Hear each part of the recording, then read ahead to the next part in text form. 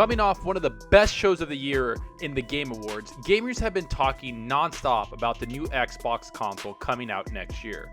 And while that's dominated the news cycle for the last couple of days, there's still one thing I can't stop thinking about, and that's what's most important to a console, which is the games that will be playing on it.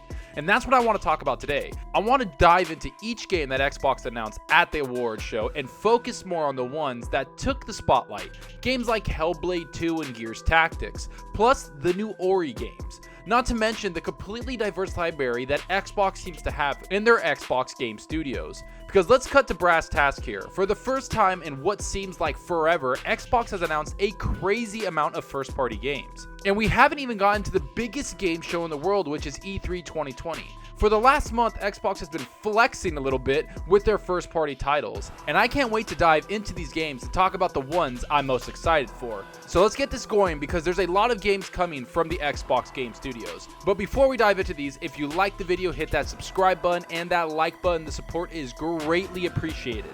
Alright, so first of all, let's talk about the 3 games that stood tall during the Game Awards. And after we talk about those, I'll talk a little bit about the games I'm looking forward to this spring. First up is probably one of my most anticipated games of the year. That's Gears Tactics. Now, if you've paid any kind of attention to my channel, you know that Gears Tactics is one of my most hyped games since it was announced all the way back at E3 2018. But ever since that awesome reveal, there's been nothing about the game anywhere. They didn't show up at any game show like E3, Gamescom, or even XO19. So for a little while, I was getting worried that this game was pushed back and needed a lot more time. That's until the Game Awards show came, and they came with a strong trailer. The game is boasting a 40-hour plus campaign that is character driven. You play as Gabe Diaz and you control his squad as you try to survive the war.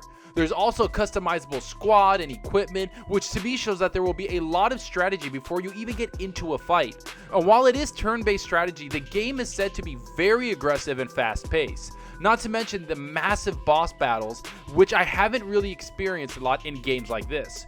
Usually you fight small groups of enemies, but with this game, they truly do show a lot of cool boss battles, and bosses that are very familiar to the Gears franchise. Everything about this game screams high quality to me.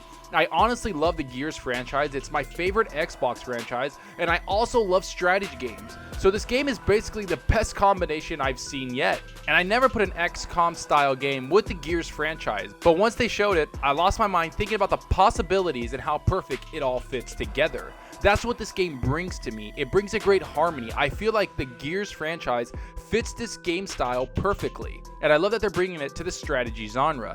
I can't wait to dive into this game in April 28th, 2020. Alright, now on to the next game, which is probably the biggest game that was announced at the show, and that's the new Saga Hellblade 2. This game was brought to the game show for one reason, and that was to showcase just how powerful and amazing the new Xbox Series X is. They showed amazing environments and crazy motion capture facial animations, things that we've never seen before in a game. And of course Hellblade is going to showcase that because the first one was one of the best looking games ever when it released. Now I'm going to be honest, I haven't even played the first game yet because I'm an idiot at times, but I plan to play the first game as soon as I can so I can truly appreciate what this team has done to the sequel, be it the graphic upgrades, the story beats, and of course the character progression. But for now, let's talk about the progression of Ninja Theory as developers, because the studio went from a very budgeted studio with a huge amount of talent to one of Xbox's top first-party developers. I say this because Xbox showed a Ninja Theory game with their brand new Xbox Series X console.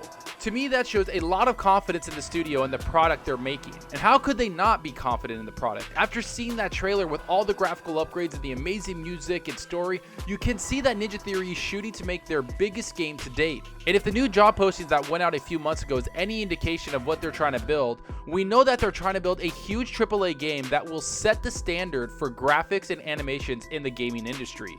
Let's hope they hit the mark with those lofty ambitions. Now, the last game that Xbox showed was Ori and the Will of the Wisps. Now, this one isn't the biggest surprise considering they've shown this game multiple times. It was at E3 for 2 years straight now, and it's also a game that already had a release date. But this is a game that Xbox has a lot of confidence in because the first iteration of this game was a smash hit. It was so well received that some people call it their game of the year or even game of the generation for them. So the sequel has massive expectations that a lot of gamers want to see fulfilled. And to be honest, from what we've seen so far, the game looks to be that much better than the first one. It has a much improved graphical overhaul, they've taken the game and expanded on it, not to mention the developers have been given so much time to work on it. This game doesn't seem rushed, and it looks like Xbox has given the developers everything they need to make the game the best they possibly can. And that's why I'm excited to see this game flourish like it deserves, because the art style, gameplay, and story is very unique. And the studio behind the game is very talented and up and coming. It's great that they have such a good relationship with Microsoft and Xbox. So those were the 3 main games announced and talked about at the Game Awards, 2 of which were releasing this spring. And that's not even all the games that Xbox has in store for us. There's still Bleeding Edge, which is another Ninja Theory game based around multiplayer fighting and combat. It looks fun and unique in its own way.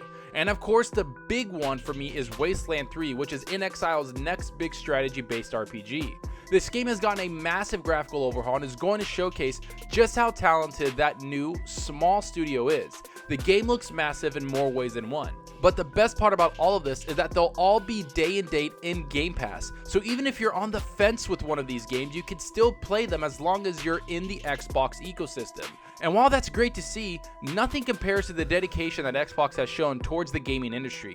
I mean, we are getting these massive games in spring of next year, and we still haven't even talked about Halo Infinite that's launching with the Xbox Series X. All these games and more are launching just in spring. That's the first half of the year. I can't imagine what Xbox is going to show at E3 2020. I can't wait to see what they have for us in the holiday season of 2020. No matter how you look at it, Xbox has so many games that it's almost an embarrassment of riches. Let's hope they continue this trend of diversity in games, because as an Xbox fan, I can't help but smile the entire time. But enough about what I think, tell me what you think about this. Are these games what you want Xbox to make? Do you enjoy the diversity in the portfolio? Did the graphical showpiece of Hellblade 2 leave you wanting more? What types of games do you want to see Xbox bring out? Do you think Xbox is building more relationships with other studios to expand their first-party titles? Go down below and let me know. And I hope you enjoyed the video, and if you did, please hit that subscribe button and that like button. The support helps out more than you know. And give me a follow on Twitter at Zalker87. I'm always on there talking games and sharing my latest videos. And also follow me on Mixer. I recently started streaming on Mixer because I find the community much more engaging and fun. So if you want to hang out and chat with me, I'm very active with my chat and always playing games. The links will be in the description. I hope to see you guys there. And that's all for now. Thanks for watching, and until next time, remember, enjoy your gaming. Later.